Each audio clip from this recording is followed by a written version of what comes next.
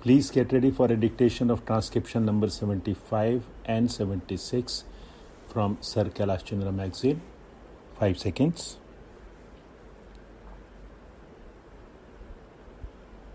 Start. First of all, I would like to say that I have been an admirer of the Indian Railways for its critical support to the life and living of the people in the country. Secondly, it has had an impressive record on several counts in recent years. Railways carry as freight items like processed minerals, food grains, etc. It has manufacturing as well as repair and maintenance units. It has also very good organizations like the RITES and the IRCON, which have done extremely well in terms of operating results. In this connection, let me compliment the Honorable Minister for his very bold confession on the day he took charge that he was taking charge of the railways in a very good condition. Mr. Vice Chairman, we know that the Honorable Railway Minister was a very eminent trade union leader. Particularly, he was a union leader in the railway industry itself. Perhaps this switch over to the other side of the fence, though agonizing, is a challenge to him, and I am sure he is getting the feel of the challenge and measuring up to it. The performance of the railways during the 7th 5-year plan has been really impressive. It has generated rupees 527 crores of surplus, reduced the deferred dividend, and it has reduced its dependence on the general budget. It is of the order of only 41% now. It has also successfully resorted to the instruments of internal resource generation and external resource mobilization from the market. Modernization of workshops, renewal of tracks and coaches as well as rolling stock have been high on the agenda, and most of these have been met with a general degree of satisfaction. Computerization of passenger services has been a very welcome thing, and a large part of the general public is enjoying its fruits. I do realize the problem of resources and the other kinds of things which the Honorable Minister had raised, for example, how it is going to affect the job prospects, etc. But, sir, the fact remains that the railways have to earn the confidence and the support of the commercial clients. The commercial clients depend primarily on the quality of freight service offered by the railways. As far as the freight service is concerned, railways have a commercial problem. They are competing with the truck industry. The railway freight service is mainly dependent on the quality of service provided by the railways, the cost and the time involved in that context. Of course, we realize that the truck industry is energy deficient and it is very costly. But in the final analysis, it is the consumer who has to bear the cost. The business and industry could care less whether the goods are carried by a cheaper mode of transport like the railways or a costlier mode, namely by trucks. However, in this, the economy as a whole gets hurt. Particularly, the railways are likely to lose in terms of the freight traffic offered. I see a reference made in the Honorable Minister's statement in regard to the thrust in the next plan. We realize that it would require more resources and more than that, much more efficient management and support from the entire group of railway employees at all levels.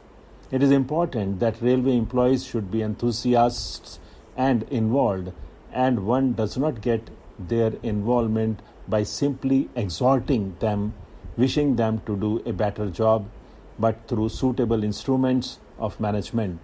Certainly, railways require much more capable leadership at all levels. We have a very dynamic railway minister. I have respect for individual members of the senior railway staff. Some of them are my friends, and some of them I know at a personal level, but in a competitive world, you have not only to do a good job, but continue to do it all the more in an improved way. Now, there are 3 aspects in the railway development program.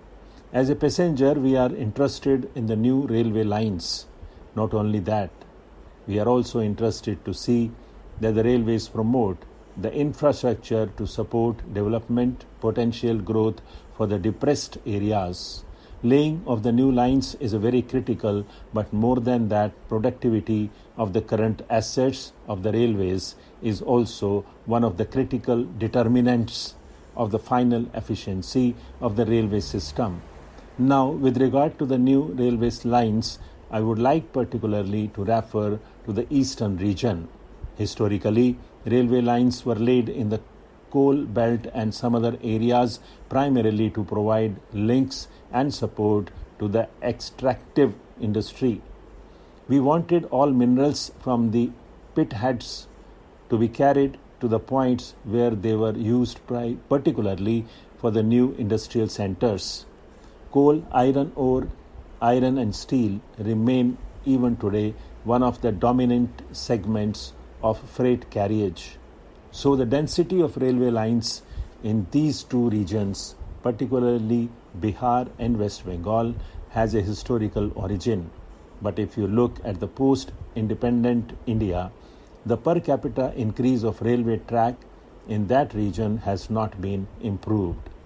I shall now give a brief survey of the provisions in the bill which are designed to encourage investments in productive enterprises, to stimulate higher productivity as well as exports, and to provide resources for expansion of industry.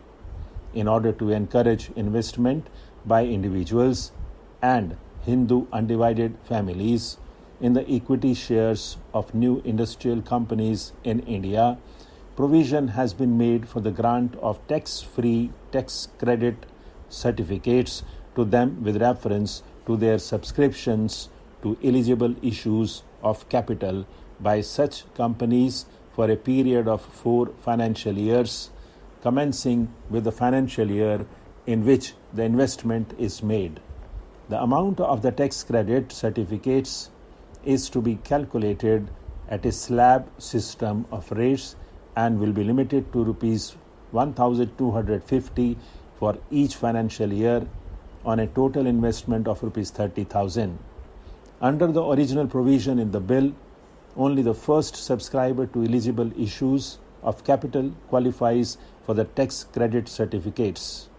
Considering the fact that a substantial part of the capital issues made in recent months has had to be taken up and is still held by financial institutions which underwrote those issues, the eligibility for tax credit certificates has been extended to individuals and Hindu undivided families who purchase shares forming part of an eligible issue of capital from an underwriter declared as such in the relevant prospectus. Incentives for increased industrial production as well as for the more efficient use of the capital already invested are provided in the form of tax credit certificates calculated with reference to the central excise duty payable on increased production in the relevant year over that of the base year and with reference to the additional amount of corporation tax payable by a company in the relevant year over that payable by it in the base year. The amount of the tax credit certificates granted for these purposes is required to be used for discharging debt obligations, acquisition of capital assets in India, including construction of a building for the purpose of the business, and in the case of a company also for the redemption of its debentures.